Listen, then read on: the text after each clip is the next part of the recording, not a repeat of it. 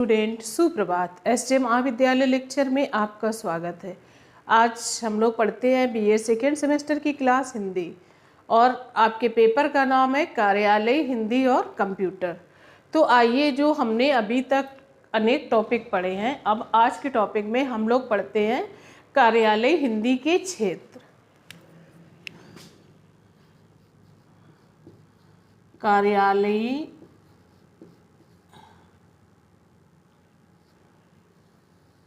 हिंदी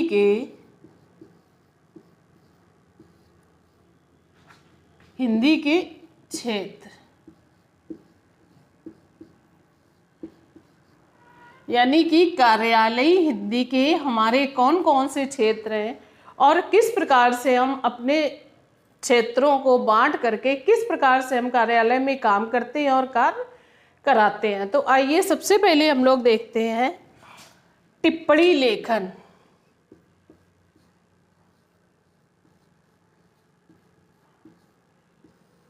टिप्पणी लेखन,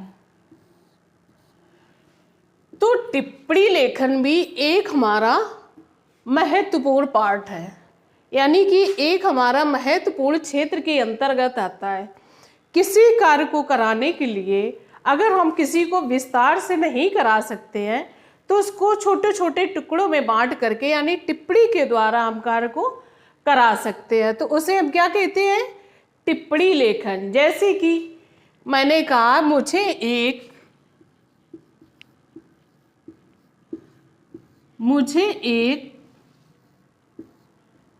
कर्मचारी की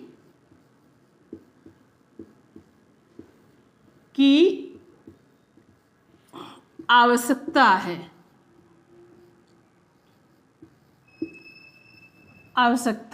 है।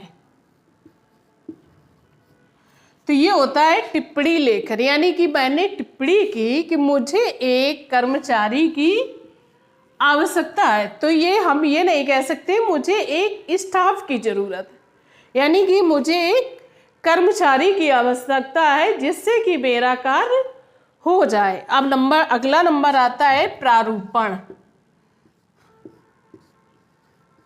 प्रारूपण। यानी कि प्रारूप के द्वारा भी किसी चीज को प्रारूप कर भी हम कार्य को करा सकते हैं। कि हमको इसके किसी से फॉर्म भरवाना है तो हम क्या कहेंगे? सबसे पहले हम क्या देंगे? उसको प्रारूप देंगे। तो ये भी एक हमारे कार्यालय हिंदी का क्षेत्र है, प्रारूपण के, यानी कि प्रारूप के द्वारा हम कार्य को करा सकते हैं। अब अगला आता है हमारा संक्षेपण।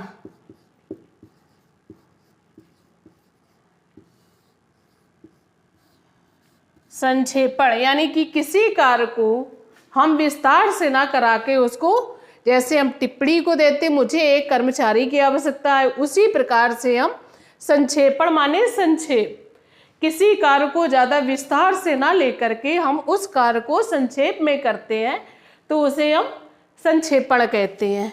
अब अगला आता है हमारा प्रतिवेदन।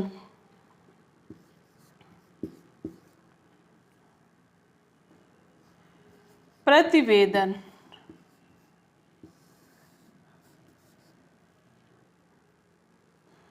यानी कि कार्यालय जा करके मुझे किस चीज की आवश्यकता है या कोई आया तो उसके लिए हम क्या कहेंगे? कि अगर कोई बच्चा एडमिशन लेने के लिए आता है तो हम कहेंगे कि आप आवेदन करिए।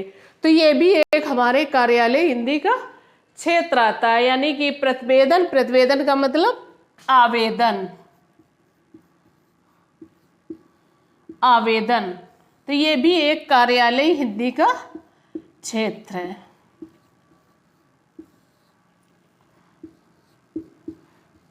प्रारूपण का मतलब प्रारूप, संक्षेपण का मतलब संक्षेप, प्रतिवेदन का मतलब आवेदन।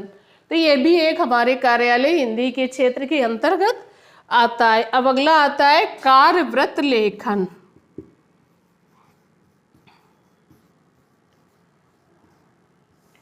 कार्यवृत्त लेखन यानी कि हम जिस कार्य को करते हैं तो उस कार्य को हम किस प्रकार से लिखा पढ़ी करके हम उस कार्य को करते हैं। कार्यालय में हम जो भी कार्य करेंगे वो लिखने के अंतर्गत ही तो करेंगे। तो वही हमारा हो जाता है कार्यवृत्त लेखन, यानी कि कार्य को करने की क्रिया, कार्य को करने की क्रिया, तो उसे हम कहते हैं कार्यवृत्त लेखन। तो इसे हम कहते हैं कार्यवृत्त लेखन। अब अगला आता है हमारा कार्यालयी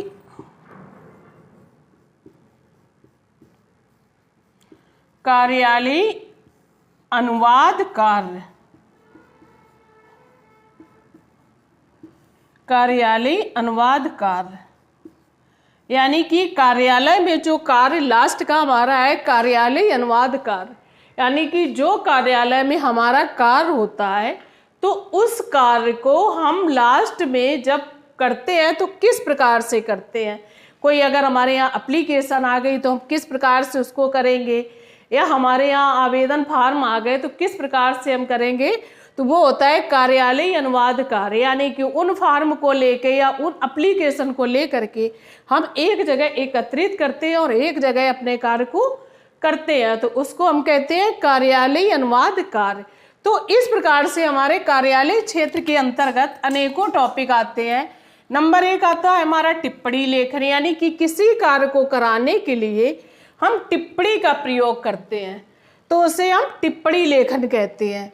फिर आता है हमारा प्रारूपण, यदि हम किसी कार्य को करने से पूर्व हम उसका अगर प्रारूप तैयार कर लें तो वो हमारा होता है प्रारूपण, यानी कि प्रारूप के द्वारा कोई भी कार्य हम करेंगे तो वो सफल तरीके से कर सकते हैं। फिर आता है हमारा संक्षेपण, यानी कि किसी कार्य को हम विस्तार से ना करके, कार्य तो हमको करना ही है, किसी कार्य को हम विस्तार से ना करके हम उसका संक्षेप में करते हैं तो उसे हम कहते हैं संक्षेपण।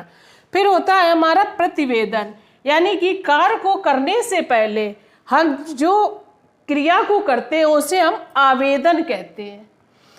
फिर आता है हमारा कार्यवृत्त लेखन, यानी कि कार्य करने की क्रिया के हम किस प्रकार से किस कार्य को कर सकते हैं।